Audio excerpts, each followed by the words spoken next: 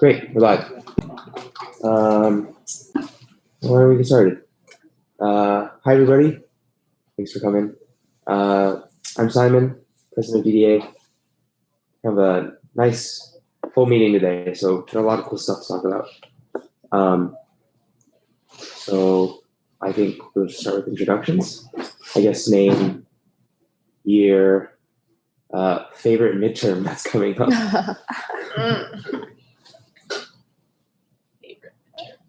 Yeah, you got to be optimistic about it, you know.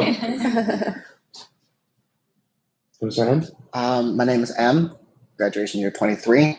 Favorite midterm is probably going to be engineering 103. Hi everyone, I'm Jay. I'm a senior graduating in fall 2020, so coming up soon. And my favorite midterm coming up, I have comp sci on Monday. I mean, I hope that'll be fun if I can figure out how to do all the Which comp sci class? 3:30 algorithm. Okay, so, nice.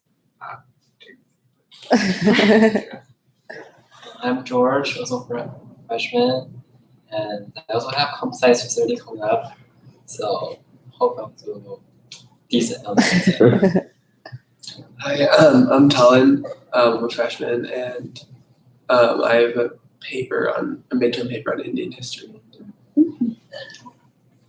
I'm Marion. I'm the faculty advisor, so I don't have any midterms. So that's kind of awesome.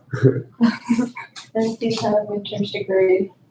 Not for a while. Actually. Okay, well, you're a First teacher. paper's due Okay. right before spring break, so I've got a while. There you go. Yeah. My name is Simran. I am a sophomore, and I have biochem coming up on Friday. So hopefully that'll be fun. I just don't have time to study this weekend, so yeah. I'm Maddie. I'm a junior, an advocacy chair in DDA, and my favorite midterm coming up is the fact that I did 2 of them last week, so now I don't have to. Yeah, I was just gonna say the same thing. I just had 2 last week, and I'm Hannah, and I'm a junior as well. Okay. Well, everybody has a favorite midterm and or is done with them. And or is a faculty advisor. So first thing I've written down on the agenda are the student activism projects. So why don't we talk about it? Talon and sorry, I'm really bad with names. George. George, okay. I feel like I knew that. Okay. Either one of you guys can start whenever you're ready. Okay, I can go first. Okay. So for my project, I'm really interested in mental health stigma in India. So I wanted to focus specifically on like how individual individual and cultural beliefs about mental disability kind of make its way into policy, specifically about like education and stuff like that. So I want to focus on like access and inequality in education for people who have mental disabilities and kind of like difference in treatment and like kind of oppressive policies that keep people with mental disability make them have like less opportunities within education. I was reading like some studies that showed like people like although India does have like a decent public education system, like people who have mental disability often don't make it past the elementary school just because there's no resources and there's not like policy that allows them to stay in school. So yeah, I'm probably gonna write an article just because I think that's the best medium to talk about this kind of stuff. So yeah. And do you have an idea of where you're going to publish the article? So I'm thinking of submitting it to the Duke Global Health Review or Student Global Health Review because I was talking to Dr. Q and like the Chronicle is probably not a good fit. That's probably the best publication medium, but if that doesn't work out, then probably on a blog site. Oh. Have you reached out to them yet, like to see like what their publication timeline is like? No. It'd probably be a good idea to do Okay. sooner rather than later, just because that's the kind of thing that you need to like plan for. Yeah, for sure. Yeah. Yeah, the logistics are always the hardest part. Getting things out there, publicizing. But I think the topic is really important. I don't think we've had a topic about global activism yet, which I think is really important. So, so you're saying you're focusing on education inequality? Yeah. Okay. Okay. Anybody have any comments on? Well, Back on accessibility. yeah, I mean, we usually go through the same, like, so for an article, hey, good morning. Oh, here. Hey, Trent. Your seat's up there. So, oh, hey, Trent. Okay, here, I'll scoot over.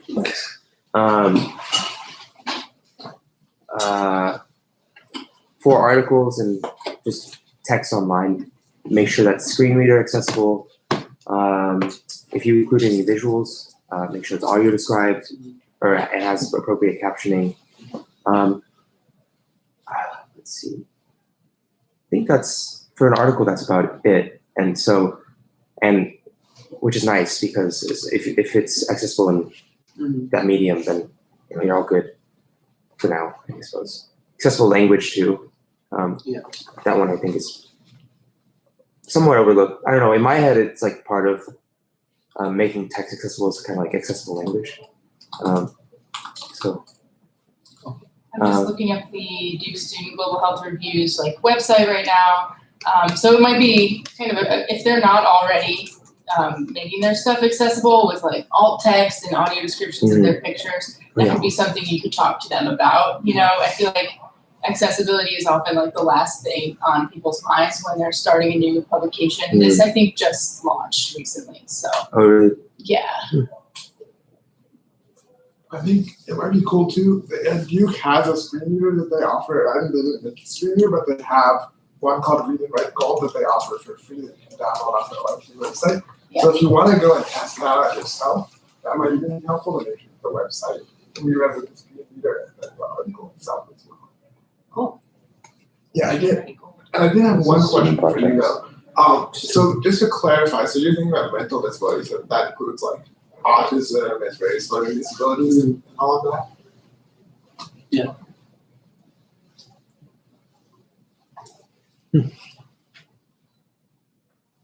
Cool. Thanks, Talon. I guess if anybody has any other feedback, we can go on to Jordan's project. Yeah. Cool. Okay, I'm thinking of doing substance abuse and like addiction, and because like on college campus, like addiction might be a kind of problem which people don't always notice, especially like alcohol abuse. So I'm thinking of like focusing on that point. Now I have like two options. I'm not sure which one to do. Like the first one is making a website, like exhibiting some like information and like something relevant to substance abuse, like some harm reduction centers around us and like things like that. And the other one I'm thinking about is like still creating that website, but posting some like artwork about like that have been done by people with like mental disabilities, and but it's revised in the way that we could extract the genre from that those artworks and use that genres on other photos. Like it's kind of a composite stuff. I'm thinking of like using a deep neural network to do that, and I've finished the script, but I'm not sure whether that's a better thing to do. Yeah. So that's the two options I have. So, what did you say you're going to extract from the artworks? Like the genres of that. Genres? Yeah. Oh, I see. I'm using a deep learning network. Yeah. Oh my gosh, I don't know what that means. Yeah, is that like a computer science? Yeah, it's like a tool that Okay. just a black box stuff. Like like basically, well, what I'm interested is like the journals instead of like the overall coloring of the artwork, so that like simply using Photoshop may not be like the best option. And I'm not good at like using Photoshop. Can you say again where the artwork comes from? Like who produces the artwork that you're talking about? I would say like those without much like legal concerns, like those from manga or like artists that like are like probably centuries before us. So Okay. that there won't be like too much legal concerns. Okay, so older artworks Yeah. from like, do you have a sense of like what period? I would say like those considered of like having some mental disabilities, Okay. but who are also great. Okay. Like manga was like, Uh-huh. I don't know. He was like kind of discriminated because of his like his mental disabilities. So that might be a Okay, so is that sort of like you're turning away from your previous interest in addiction? Or, yeah, that might be a, so like it's a different idea? So you got two ideas. Yeah. Okay. Okay. You have thoughts on the artwork idea? Yeah, so you're saying you want to extract the genre, so what sorts of genres would you be looking at? And like what like benefit do you think that would have? So I assume this is going to be exhibited, so it's like I'm trying to imagine like people coming by and looking at the results of your work and trying to think like what the genres, what impact are you expecting that to have on the view?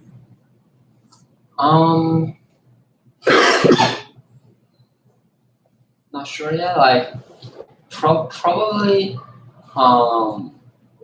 there will be a theme in like in that exhibition. I haven't thought about the theme yet, but I will be related to like disability. Right. Yeah, 'cause I'm trying to think like because obviously with a neural network, you want to be doing some sort of prediction that it's difficult for the viewer to do on their own, I would think. So it'd be interesting to see like maybe it's not just the genres, but like also just the meaning of the picture. Like you can look at like find a like large database of artwork and somehow like filter that by artists with mental disability, and then like go look at like various features of the artwork. Like Van Gogh like uses like bright yellow colors to represent flowers. Like what does that mean? Or like other artists also use bright colors. So like what does that feature say about how their mental illness impacts their work? I would say that's a very good idea. But like my computer is like 3-4 years old, and I don't think I have like enough computational power to do that. Like it would be like really large database, and like for the idea I thought about, like for I to create an image, it would take like 8 hours. It's like at least like overnight work of computer. Yeah, I wasn't saying necessarily create like an image, but like just be able to like do some analysis of the artwork. Is that a thing? Like, is that something that happens in computer science? Like analyzing artwork? I'm not sure how feasible. I mean, there Yeah. are like Carlos Macias does a lot of work with analyzing images, and it's usually just basic classification. So I'm not really sure how feasible it would be to get at a deeper meaning. Because I would think the first part is you want it to be like impactful. So like just like assigning various labels to the artwork, like I think the issue with that is like viewers can typically kind of do that themselves, like but yeah, so I'm not sure how feasible that would be, and I'm not sure like where you would find the database or the ability to filter by artists with mental disability.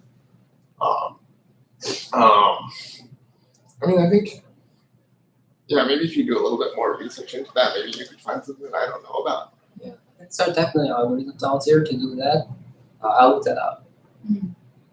Yeah, we're gonna actually be talking about artwork more in class on Monday, so maybe we can like work through some way to draw together your interest in aesthetics with your interest in digital humanities or like, you know, computer science, and we can try and figure out a project that brings those two things together for the exhibition.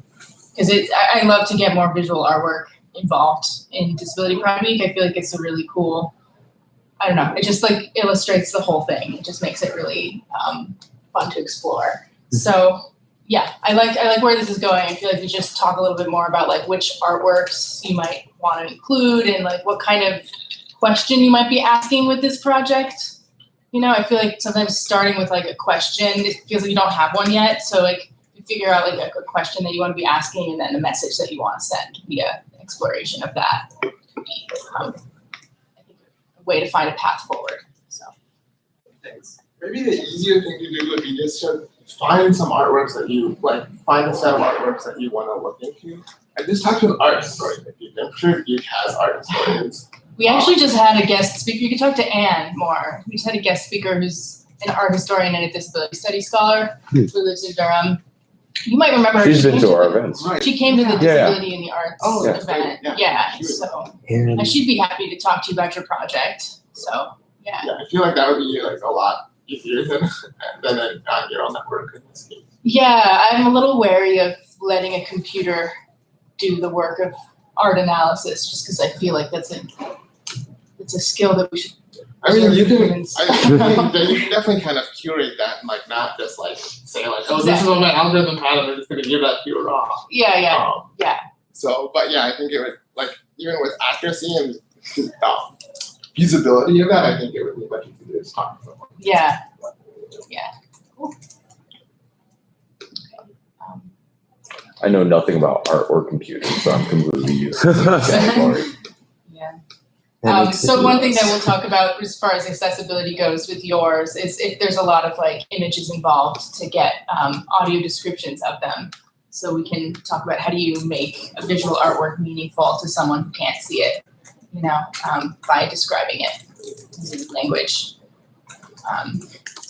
So I had 2 other students who were signed up to come today, but they're not here. So I don't know if Oh. there's anyone in the live stream that might be from my class. Oh, that is a good question. But No, yeah. they haven't said anything. Okay.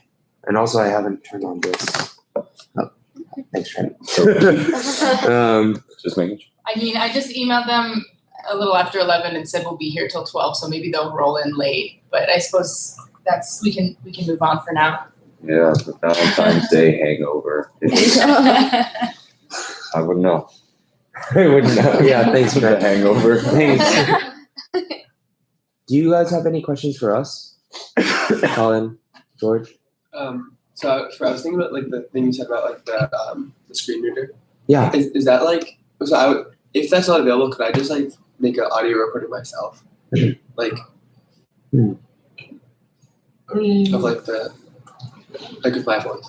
The screen reader is usually better because like read and write gold, it'll like highlight the different words and stuff. Like whether you're reading a website or you're reading an article, and like you can like select different parts of the article. So it gives the person who needs to read the content a little more flexibility. I was going to say it's also more standardized, I feel like. Yeah, it's gonna be easier for you to get like obviously like the voice that you're gonna get is high quality, and I think it'll be a lot easier. If you can't get it, should be free online. If you Yeah. do go IT software website, and in case you can't get it, then you can always say that this is for a class and give it to me, and they will probably just hand it to No, but you.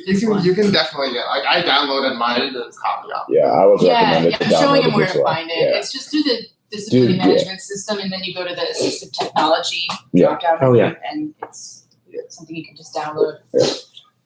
Like there should almost be like no way you can't like get it. Yeah. All good? Yeah, so since we're moving on from the activism project, you guys can stay, you don't have to, it's up to you guys. Yeah. Got midterms to study for, you're free to go. So actually, Em is here, and Em would like to present a project from your EGR 101 class. Yes. So I am in EGR 101, which for those of you who aren't engineers, it's basically an introduction to engineering where you spend the semester working in a group and you try to come up with a solution to some problem that a group or the group that's either on campus or somewhat campus related has. So I'm in a group and we are working with the Duke Gardens to make an area of the gardens more accessible to people with visual impairments. Everyone in the group is able-bodied, and so if any of you have any visual impairments or know any people who have visual impairments that could basically talk with us about these basically in gardens or nature trails, any ideas they have for solutions, we would love to get input from the people we're actually trying to help in the project that we're doing. I can think of one person. So is Katie Henderson one of the people you're working with? Yeah, she's our contact. Okay, great. Yeah, she's been a pretty active participant in the Disability and Access Initiative group that I've been running through the HHL. So we had someone else come to that group a few weeks ago who has a visual impairment. They're a graduate student in robotics, I think. So I can try to reach out to her and see if she's willing to consult on this kind of thing. That'd be great. So yeah, and if she is, then I can send her your contact info. Yeah, and then she also put us in contact with a group in Durham. Oh, cool. That's great. Awesome. So I'll just Good job consulting and just not just assuming what people would want. Yeah, Yeah. it's really good. And one of our other members of DDA, who's a faculty member, is Dan Ellison, and he he does a lot of work on blindness and blind rights, and Actually, Dan loves art as well. And he Maybe does. George might be able to talk to George. that's another person you could talk to for sure. So he knows a lot of people who are blind. I mean, just like through the work that he does with Arts Access and museum access. Like he's the audio description person, like the expert on that. He actually teaches a class on audio description here at Duke. Yeah. So yeah, He's a he'd very- be another good contact for you. Great, thank you. I'm gonna write down those names. Yeah.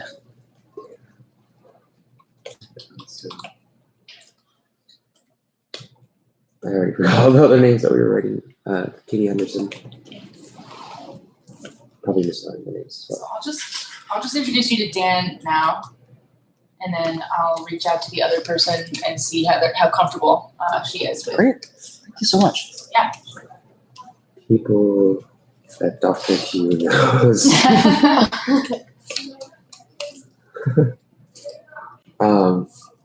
Dr. Hugh is like our link to society. We all know Duke is a bubble. Yeah. And do you have any ideas of like what kind of changes you're looking to make? We're in that stage of the project right now. I think what they want to do is just to like set up sensory stations. So maybe sort of like overhanging things like wind chimes and plants that are sort of like in the middle of a trail. If they overhang, it's more obvious that you can smell or taste them there. Or just sort of like tactile engagements. That's You can the taste main them? ideas we're working with. They have a lot of like herbs and like veggies they grow. Oh, I did not know that. yeah. It's in a specific area of the garden. It's called the Yeah. Discovery Gardens. Oh, yeah, yeah. I was just straight thinking going to a rose and just going. Oh no. No, I was, like the big terraces in the Yes. middle. Yeah, I Oh was. no, not that part. Well, some of those plants look tasty, but not all of them. Have a great rest of the weekend. Yeah. Thank you, Talin. Yes. See you around. Just like licking this tree bark over here. And I forgot what I was going to say. Darn. Oh, yes. We have a task force that's making tactile maps for different areas of Duke, different buildings of Duke. The garden seems kind of hard, though. Unless one of these Wicked 101 kids have amazing CAD skills, turning into what's the file that they usually do blueprints out of? Whatever RIP file is to STLs, that's going to be pretty difficult. Yeah, 'cause it's a lot of outdoors. I mean, some of actually most of the stuff should be covered by what SD already has because it's an outdoor. Oh, okay. Yeah, but you can also, I guess. I mean, if they have a way to get the topography of the landscape, we could also elevate that into an actual 3D model. You can get, if you're on the listserv, you've probably been getting the link to our survey. So you can get the people on your group to fill that out and say that you want a map of Duke Gardens. And we can, that will be helpful information for us to have. Oh wow. Yeah. Are you on this? I'm not. Okay, well, you can email me and I'll add you. Or I'll just add you. Yeah, I can also yeah. I can also just send you the link. I can get your email. Yeah, or after the, I should have to meet. Easy peasy. It's really specific. Thank God that everything is digital. I sound like an old man. I'm just like, wow, back in my day. Anyways, thanks for sharing. On next, I guess we can do task force. Why don't we do task force stuff now? Yeah. Haven't talked about task force stuff recently. So we'll start with ASL because there's been some changes. Simon, you want to? Yeah, Take away so basically we had the Niall DeMarco event on the 18th, but his secretary kind of messed up and double booked him. And so like he can't come here on the 18th, so we're trying to find a new like time, location, and date for him to come. But while that's all happening, like Bailey, like the president of Duke ASL, she wanted us to work on finding like accommodations for the event. And so while we can't email like the actual site that like or the actual venue to make the accommodations beforehand, we wanted to like start talking with SDAO and like with the Marion about like potential accommodations that we would need so that when the time comes, like we know exactly what to ask for. And so like as of now, me and like Simon, we came up with like 4 things and we don't know if there's more that anyone is thinking of. But in terms of interpretation, Niall will bring his own interpreter, so that part's good. It's like included in the funding. And then there's part captioning that will have audio description and tactile signs for accessible routes. So people like know how to get to the place regardless. Is there anything else that people can think of for accommodation? And you also want visual signs. Oh, yeah. Yes. Our, Yeah, tac- yeah, our that's true. tactile sign's gonna be made. That's what you're So thinking Bra- about. Yeah, with He's Braille. braille engraving, which I don't know. Where does that get That's what we done? wanted to ask. Like, where can we get that? Yeah, I was Like gonna on say our that. own, it'd be at the collab, but is there a service that does that? You can contact me. So Nicole Stovall at the SDAO.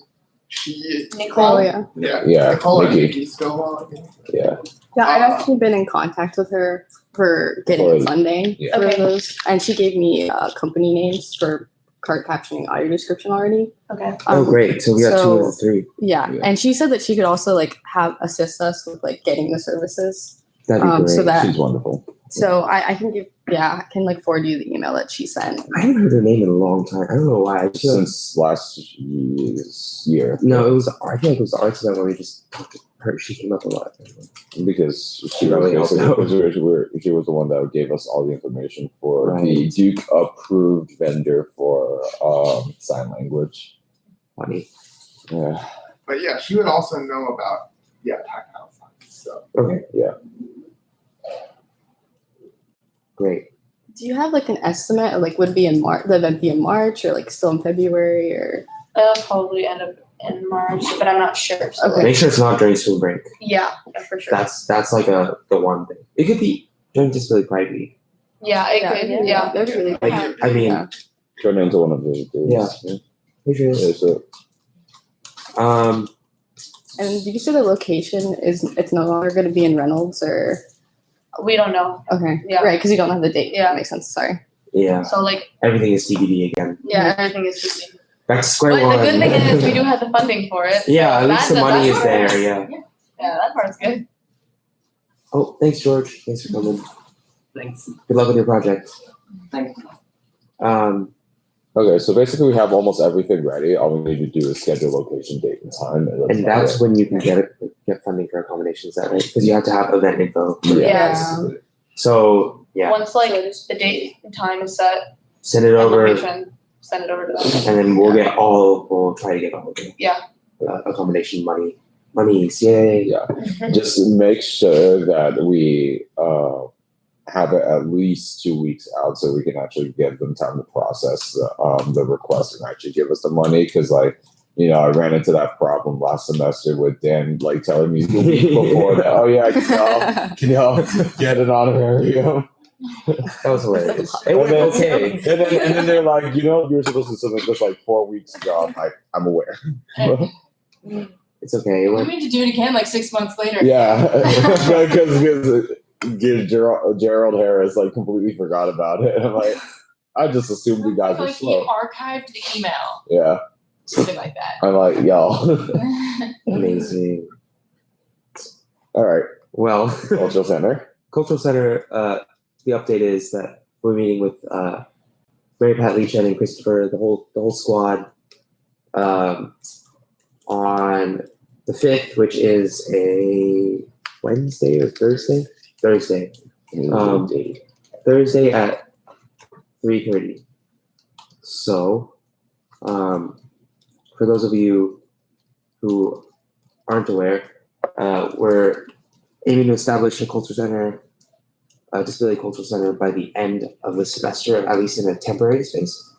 And then by next semester, hopefully a permanent space. Maybe, and hopefully in the Bryan Center, because it's a very central location. With great visibility, it's very accessible, relatively. So, yeah, I mean, anybody have any other comments on that? So actually, funny story. At this conference that I was at, I got to speak with Judy Human. Yeah. So she. Oh, you met her? Yeah, I did meet her. She's really nice. Yeah. And so she. This conference was about minorities doing research in STEM, and so one of the groups was people with disabilities, and so we had a whole working group on like challenges that people with disabilities face in STEM, and one of the things we talk about is like giving people support on campus and having like centers and affinity groups like BDA. So she was very supportive. I mentioned to her that we are trying to get a center. She was very supportive of that idea. So just wanted to put that out for you guys. Huh. What conference was this? It's called the Emerging Researchers National Conference in STEM. It's through AAAS, and the NSF also funds the conference. Cool. That's really cool. Yeah. So support from, I mean, I feel like we just have loads of support from outside of Duke. You know, like from talking to people who have established disability culture centers at other things. Actual, academics who will research this. Right. It's just, we have to actually get it established. And we have support on campus too. Oh, certainly, yeah. Yeah, Mary Pat is really on board with this. It's just getting this done is kind of seems like really slow going. And also our surveys have shown that people do care about like a broad sector of people. Not just specific. Awesome.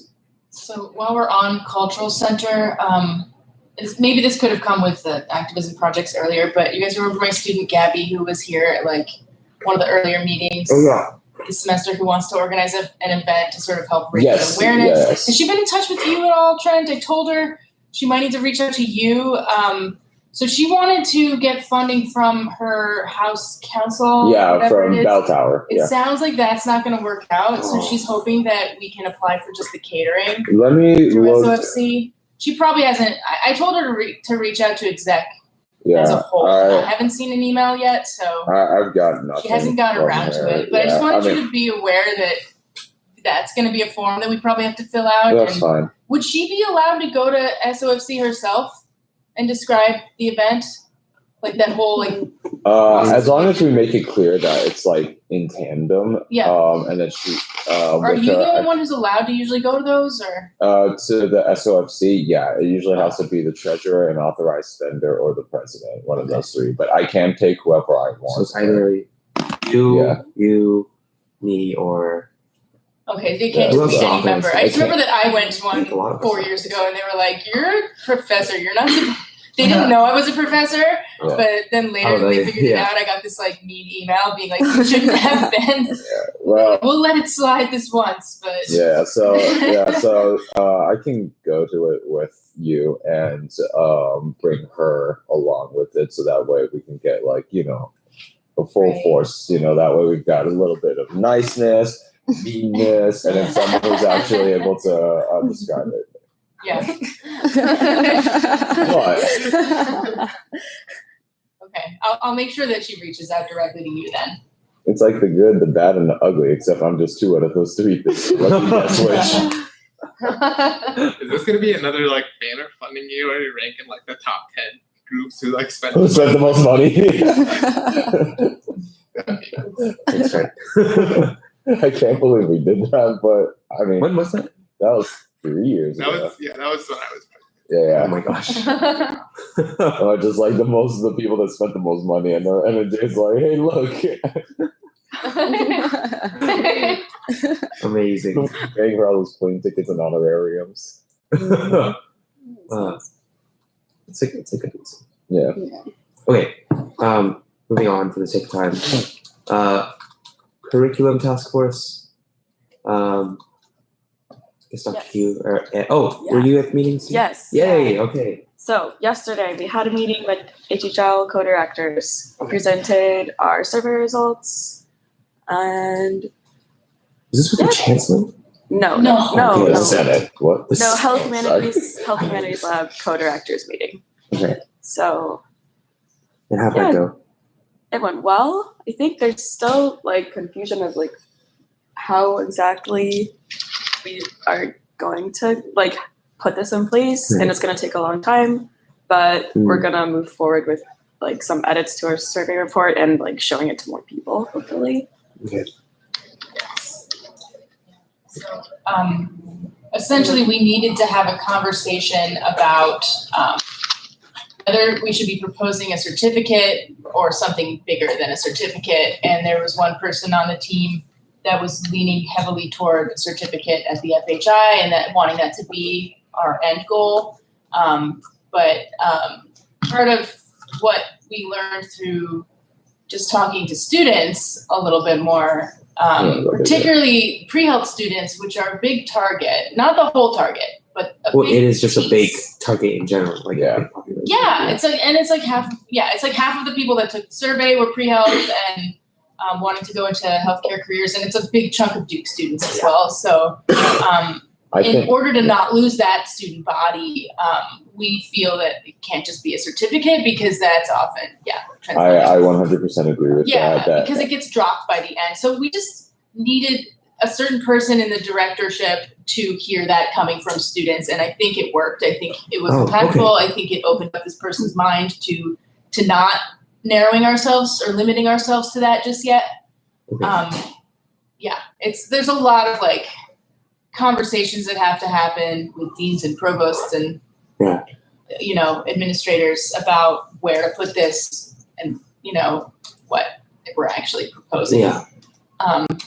So that stuff has to still It's just like communicating the message to like multiple people. right. But I think Multiple it was Maddie and Allie did a great job presenting the survey. They did a great job like taking the results and making them really legible in a really like 2-page document that communicated a lot. So it was really good. I think it was exactly what we needed to happen at this stage in the process. the other thing is that if there is going to be I want the certificate to be like the last case scenario, like the minimum that we get. And if you make that like your target, then obviously you're going to lose the opportunity to gain a lot more. So I want think to that if it becomes a certificate, there's a danger of it never being exactly. So you want to like make it as big as you possibly can. Especially if it's housed at FHI. Yeah. Because they would not have the capacity to start offering a major like ever in their future. Yeah.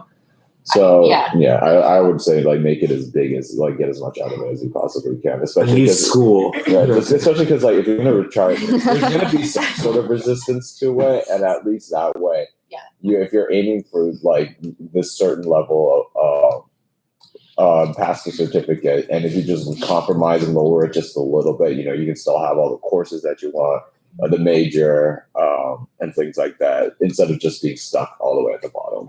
Yeah. So I have had a series of meetings over the last 3 weeks with multiple different professors in different departments and some people who run departments. One of the key people was Leo Ching, who runs ICS. So what Brian and Allie and I have discussed, it seems like proposing, if we're going to go for like, something bigger right off the bat, the best chance that we have is to maybe propose something that looks like ICS, like its own program, but not a department, because like starting a new department is pretty much impossible, but a program that still offers Or not majors, minors, Yeah, and a lot of interdisciplinary coursework. yeah. Which inherently this Yeah. is in its nature. Yeah. So I think that's the best, to me, that's looking like the best option right now. And I don't know how likely it is to get that done, but I know people who have gotten it done, So I talked to Jahan Geeth, who's one of the founders of ICS, and I talked to Leo Ching, who's its current director, and he's going to send me an itemized budget so that we have details for okay, we're not actually asking for that much money. Here's how much money it would take to do this. Right. Yeah. It's pretty exciting though. You've met with so many people, important people. To keep climbing the ladder. Yeah, it feels like that. Yeah. Okay. Got 3. Okay, maps. So we haven't really gotten any results since we sent the survey out for time. So one thing I want to make clear is that even if you don't think that you would personally benefit from an indoor map of any particular space, it's still important for us to know what spaces people have trouble accessing. Yeah. It's one thing is disability is obviously a fluid category. Break your leg, then you're disabled for a certain period of time, and you might need it. Or I don't know, maybe you don't need a map at that point. But I think you could become blind at some later point in your life. You could start to lose your vision and things. So even if you don't think that you personally benefit from a map, if we have more of an idea of what spaces people have trouble navigating, that would still be helpful for us. I mean, yeah. So yes, and it's also a really easy survey. It's literally you can even just skip the description because it's pretty straightforward. Just all you need to say is what spaces you find difficult to navigate and whether you would benefit from having maps of those spaces. So it's one short answer and then a yes. Yeah, I keep emphasizing that it's going to take 9 seconds on right. I'm especially interested in what you said about the if people that get injured and are temporarily disabled, because a buddy of mine just fractured his fibula, and he was telling me the description of how inaccessible Duke was, and I decided to write it down. So, for example, Eden's 3B is allegedly accessible, but he can't even fit in the shower stall because the door doesn't open wide enough to take his crutches in. The elevator in Eden's is, and I quote, shitty and unsafe. The McClendon elevator is broken, and he has to go all the way down Chapel Drive on crutches just to reach certain buildings. The Duke Disability van can't do anything past 4 o'clock, even though you have classes. Really? And it won't. What do you mean I can't do anything past 4 o'clock? That's he called them, and they said we're not doing any. We can't drive you past 4 o'clock. No, there's 2 different numbers though. You have to call a different number for that. Well, that's one of them that has to be made clear. I will send you. I'll talk to you. Yeah, and then the other one is and also that van, the one he was trying to call, will not transfer him to on campus employment because he's a coworker of mine at the co-lab. What? Yeah. That doesn't make any sense. That's what happens. I'm not using the van now, so maybe they totally changed things. But when I was using it, they used to be a lot more. Well, apparently not. That was one of his biggest complaints. But it just comes to show you that even if you are able-bodied at any point, this still is completely relevant to every single person on this campus. Right? Yeah, I think that's about it. We're not meeting regularly, basically, because we have nothing to talk about either here. I think Brian may still be working on tech hour, actually getting a prototype for us. I haven't heard anything from Manish in a while. So unless we hear from Brian or we get some survey results to talk about, then This is called out Brian. Right? Brian. Yeah. Our Brian. Okay, I thought it was a different Brian. Unless we hear from him or we have some survey results to talk about, we're not going to meet. But if that changes, then I will let you know. Thanks, guys.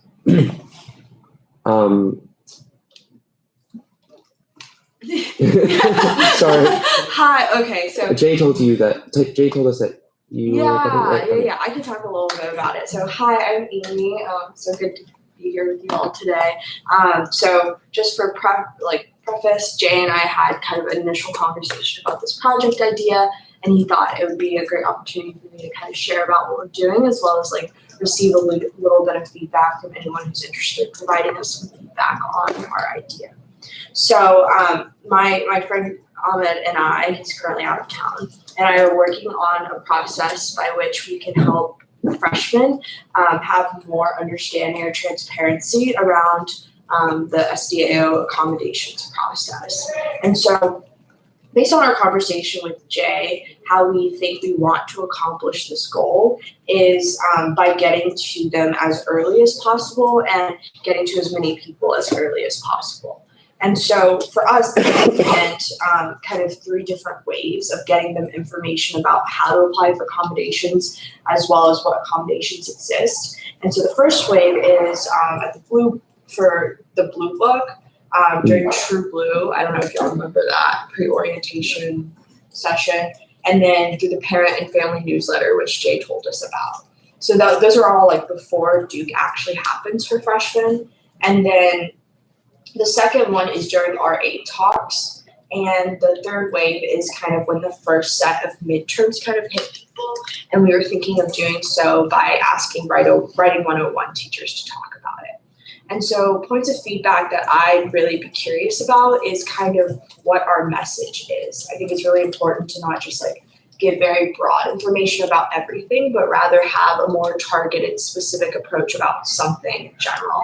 And so we could either talk about like destigmatizing kind of applying for accommodations or what accommodations are on Duke's campus, or we were also thinking telling people more about like, here are the accommodations that are available, and here's like logistically how you would apply to that, and here's the link that you would apply to that. So if anyone has any like feedback on what kind of messaging would most resonate with freshmen during the 3 waves, that would be super helpful.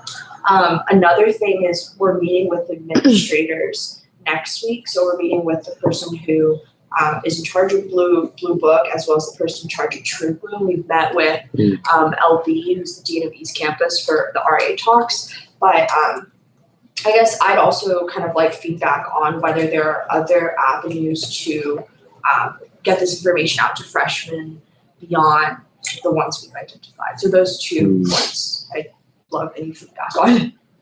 So one small thing, I would say it's not just about like what accommodations exist, because like even if like SEO has never provided us an accommodation, like if it meets the definition of a reasonable accommodation for your situation, then they should still provide that.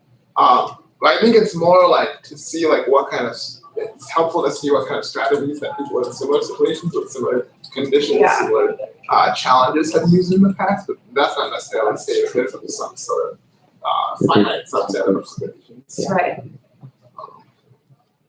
And so maybe a way we could do that is like by just posting a Google form in all of Duke's name, like if you would like to share your experiences. Yeah, that would be helpful. Or like just putting different people in contact, like I was able to reach out to SEO and talk to other students, like it was 20 people. Talk to other students who like use accommodations. So I think that person-to-person contact is definitely helpful. Or even like one thing is like listing certain accommodations that like people have used in the past, like people use extra time, people use like note takers, people get the slides in advance for before class, things like that.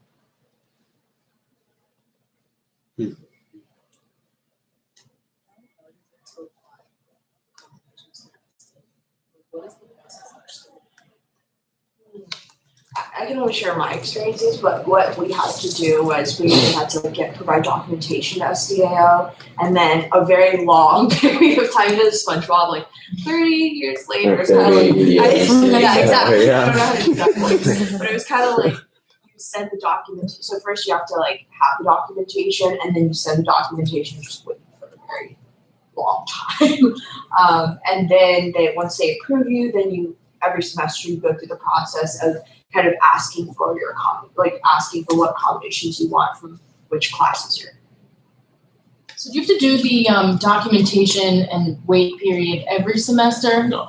So the documentation is the first time, and then you have to do you have to do like approvals each semester? No. Nothing? I think one thing to note is that obviously like there's also a point where if you haven't had accommodations previously, like you haven't had accommodations in high school before coming to Duke or something, then you have to also like identify like what your needs are and get documentation to support those needs that may involve testing. So that's also another waiting period before even SBO looks at the documentation and decides whether or not to approve it. The other thing is that what you do have to do each semester is you do have to say of the accommodations that you are approved for, like which ones you actually need to use for that semester. And then they send you a letter which is going to distribute to your professors. Okay, so that's the part that repeats. It's just like the selection of which ones and then the communications with your faculty members. Yes. Okay. Also, if there's anyone who wants to work with Ahmed and I on this, let us know.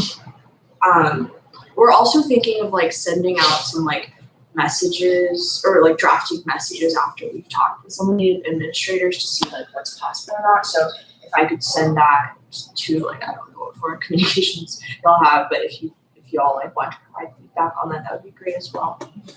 We like to have that O-Week event that we do, what we usually do. I mean, it wasn't our O-Week this year, but it was like their panel thing.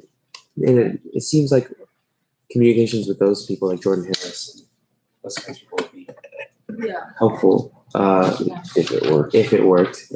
Jordan Harris is definitely the contact for that. So Jordan Hale, sorry, not Harris, my I bad. think we're actually meeting with him next week. Oh, great. Perfect. Yeah, So so you we usually do an event where it's more like a separate from SBAO kind of a like conversation about disability, having disability at Duke, where we have like a panel of speakers, students with disabilities, talking to freshmen, and they're usually a mix of students with disabilities and not, but just to sort of like, start a conversation that's like student driven rather than like the faculty or like administration telling you what you have to do. Right. So it's a little bit more, there's a little bit more room for honesty and people and just solidarity because there are a lot of challenges, So that's actually something that those of us in DDA should start working on like right after Disability Pride Week is over, is sort of just O-Week like stuff. reaching out to Jordan Hale and getting at least getting the space reserved and like getting it on the books because they get their stuff out for O-Week so early and they always like just miss including our event. So it would be great to actually do This it time there's no excuse. Yeah. Right. Like I feel like if we reach out like that first week of April and just like make sure it's on the books, like especially those of us that are still gonna be here next year. So Right. Oh no, don't remind us. Yeah. Okay. And then maybe so I know that people might be more comfortable sharing stuff and sharing their experiences maybe in like a kind of more private one-on-one setting. So you're open to doing that, right? Yeah, of course. Jake, you could provide my phone number or email or whatever. We can share with their listserv as well. It's just like if you'd like to participate, you can contact you. If that's okay with you. Yeah. We're putting out your email. Yeah, that'd be great. Great. Thanks, Amy. Cool, yeah. We'll keep in touch about this. This is interesting because we have a lot of trouble with like O-Week freshman communication stuff too. So we should probably. Yeah, and we're happy to like put whenever you host the event like onto our messaging. Oh yeah. I think it'd be a good like if you want to learn more, you could hear directly from students about their experiences. Yes. Great. Thank you. Yeah, thank y'all for having me. Of course. Oh man, there's so much that I want to. Oh yeah. Do you guys mind? Well, for anybody who needs to leave, feel free to. I also wanted to talk to exec. For those of us that are here for a bit. I think just got canceled, so you good. Yeah. I think I have to step out. Thank you so much for having Thank you me. for Thank coming. you. I sent some emails with you on them, so hopefully people will get in touch. Yes, thank you so much. I really appreciate it. Yeah. Nice to meet you. Have a good Can I day. get your email real quick? Oh, yeah, sure. Maybe link to the survey. Oh, sad. Okay. Like that? Way more shifts because we're going to the game. So. Okay, so this may probably be stuff we can talk maybe after. I wanted to mention some exec stuff about transitioning to next year and for this semester too. So because last year was a bit, not gonna lie, it was a bit of a rush process last year, and also not gonna lie, I was like last minute decision. Like I was like, all right, I'll run for president. So here we are this year, and lo and behold, I'm gonna think about this ahead of time. So next year. Last year we discussed that we'd like to have someone who's not a senior be president and lead DDA, because the rising seniors can then be there to support whoever's on exec, and I think that's worked really well. I've gotten really a lot of support from everybody on exec, so thank you guys. But and so I just like to say that I'm really counting on people who are, I guess, underclassmen, younger than me, to take up leadership roles and lead DDA, because we have a lot going on, as you can see. Our activism has really ramped up in the past year, and there's just a lot to be done. There's a lot to be coordinated between our task forces, our partners, events planning and stuff. So I don't know. I just wanted to share that, get thoughts, and I'd also like to say for the rest of the semester. So Maddie and I met at the beginning of the semester a few weeks ago now, and Maddie and I being at kind of like the same year, and Maddie just coming back from abroad, we're thinking that we could possibly take up a co-president position for the rest of this semester, just because I think it's fair, and the rest of the semester would be nice to have a partner to manage things with. For me, it's super nice for me, but I think it's great just to have like a yearly kind of. So I don't know if you guys are okay with that. I think also it would be a good idea maybe like for a co-president next year, like an upperclassman and a Oh, yeah. junior. Oh, you think? Okay. I know that like a lot of clubs do that, and it's helpful for the junior to get like groomed a little bit. That's and smart. then Well, we were thinking of having the seniors take up kind of like. I know Kevin stepped back this year, and he was like vice president. So he's like former vice president, but he took on like I would say like the seniors more took on like advisor, kind of like just exec board advisor roles, which I think is generally nice to have, like not set responsibilities, but set like responsibilities in managing the people, or like managing everything that's going on to go on well. That was not phrased very well, but you get the point. So anyways, does anybody have thoughts, questions, complaints, outrage? I'm just happy it's starting earlier.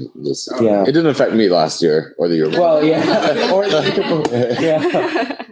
I'm glad we have someone fill your shoes. Yeah, I was only going to say that one's Tell me. clean. That one's clean. That one thing. Oh my god. Oh man.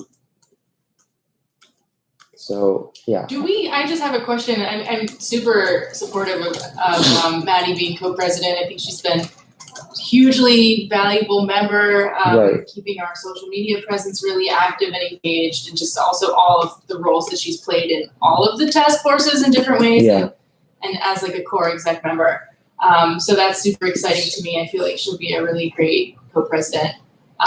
I also wonder if we have a process for like voting. Like I remember we wrote a constitution, Yeah. Jay and Kevin wrote a constitution back in had a whole procedure outline for how to deal with like transitions in elections. I wasn't gonna bring that up in this instance, but I guess. But are we beholden to that, and what does that You like, can change it. we can change it, right? So Yeah, like, for next year, if you guys want to think about changing that, you might want to think about changing that. You know, So we have to. We or should like choose your own figuring out, like, title. what is the method that works best for electing Yeah. people to leadership? Like, do we want to have like an open democratic process where we actually do like an online vote with all of everyone who subscribes to our list? Oh, or is for that the sure. kind of thing? Or like, But do we just want to have exec members nominate and like I don't know. so that's. I think everybody on exec should contribute to that discussion. Currently, I think we do a Google form, but the Constitution mandates that to be a voting member, you have to have at least attended like 2 GBMs or something, or like something half the like that. GBMs, Yeah. something. One or the other, which is a very different number, but Like, I don't think we've done the best job of like Keep keeping track. track of who's the actual who I tried to. qualifies as members. I've to do been that, trying to keep like, attendance in our reading notes, and it Right. just keeps Which, like, getting. which like that's great, but then you have to kind of go through each note meeting, each I see. document for each Maybe meeting. like and sheets. it's Is there like an Excel or something? A Yeah. form, something. Right, We I can mean- just do Google Forms. So I think what it might be is that you have to go to 2 meetings and accept. I think you guys on still Duke have groups. accept it. Yes, I think that's what I was Oh. gonna say. So that's the final barrier. So you have to, like that's And like like you go on Plus, Duke you're an groups with active random member. people. It's like so random now people Duke Groups is get not held onto it. active. It's like Right. Duke Groups is not even existent anymore. It's not even called Duke Groups anymore. I think it's like Thank Duke- God. Yeah, Duke Groups is awful, but it's now an equally awful That system. platform I is tried to. so bad. I know. But is there still a system of keeping track of membership like that? Like where you roster, there is a roster. I don't think all the executives are on that roster. That's the thing. That's what I'm saying, is that like there's no So, formal, we like, should- you can't look anywhere and see like. So that's a new improvement for next year. No, it just, I mean, does it just You're so sound like weird. unnecessary busy work? You know, So, I mean, I think the priority here, at least for me, when I was designing, when I was making revisions to the Constitution, because I inherited the Constitution.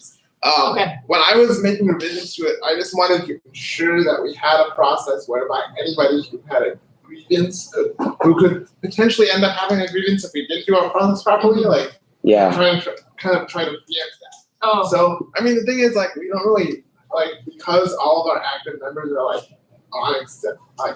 On exec or like a task force, which is Yeah, exactly. loosely associated now. Right. So, like, I mean, the thing is, like, we're probably not going to have any sort of objections, no matter how we do the process. Knock on wood, Jay. like we could just, I like, object. But If like we if the had- voting goes out to the whole listserv, there's a lot of people on that listserv who have never been to a meeting. Yeah, I that's feel why. like those people won't really like Vote. like what we do Yeah. for like for swim. What we did was like we had people who wanted to run like submit like a paragraph of why they wanted to run, Yeah. and that would go out in an email. And like if you wanted to, like if you're an active member, like you're probably gonna respond in the email and vote. Right. But if you're not an active member, like why are you gonna respond? And if they do respond, like We you can like you know that they're not like come through. right. You can look at the name and Yeah. be like, Like you know, like if you So- recognize a name, like you know. Yeah, yeah. And then like we'll have like probably a senior tally of votes, right? Probably like you, and then people who do come to the meeting if they want to like say a speech about why they want to like run, like Yeah, that's a good idea. Like if you want to speak up, we have like a meeting on it. Yeah. Because the people who actually come or email us if they can't come or something. yeah, they can like and like the paragraph is used for like people who want to vote but like can't because they're not at the voting meeting, and then like that's what we do. That sounds good. I think there are some small revisions. I don't think the process needs to be like overhauled, because we don't really need like a computerized algorithm to sort through all the votes because we don't really have like 1,000 votes coming in. So, anyways, I think the point here is that I want to make everybody aware that presidential elections are coming up and exec repositioning re-elections. So that's the thing. And you Because could- we didn't do that in the end last year because everybody just kind of transitioned to their old positions, or freshmen ones. came in and we helped you guys fill the permanent positions. So I think if we keep that in mind in the coming weeks, we should think about revising the Constitution. Maybe, I don't know, an actionable thing. So the election process does say for the 2019-2020 Constitution, in the event that DDA's official membership, that's I think people who have gone to one GBM and accepted their Duke Groups invite, The process for appointing a new executive board shall be decided by the current executive board. Huh, great. Awesome. Fail safely. Wow, Jay, thank you. So I think you guys do have a lot of flexibility there. Yeah. Because I don't think our official membership is above 20, unfortunately. So Be like that. I realize, Kindle, you're not on exec, but you're like basically a voting member because you come to so many of our meetings and been involved in our discussions. Bye, Severin. And so if it comes to like the exec decides exec, like we'll still send out an application, I think, to gauge who wants to take what role. well, the Constitution says you can define the process. Oh, we define the process. We define just the create a new for process. elections, but I am. I vote for duels. duels. Yeah. Jousting. Horses. I got swords, so Oh God! Wait. How? How? Yeah, you Give us make a- swords. Oh, you make swords? Yeah. Oh yeah, I forgot about that. Yeah, I'm currently working on 2 long swords. That's pretty This is cool. recording. Hey, it's okay. It's a joke. But It's a the joke. exec part is still alive. Oh yeah. I'm currently working on 2 historical recreations. All right. Thanks everybody for the stream.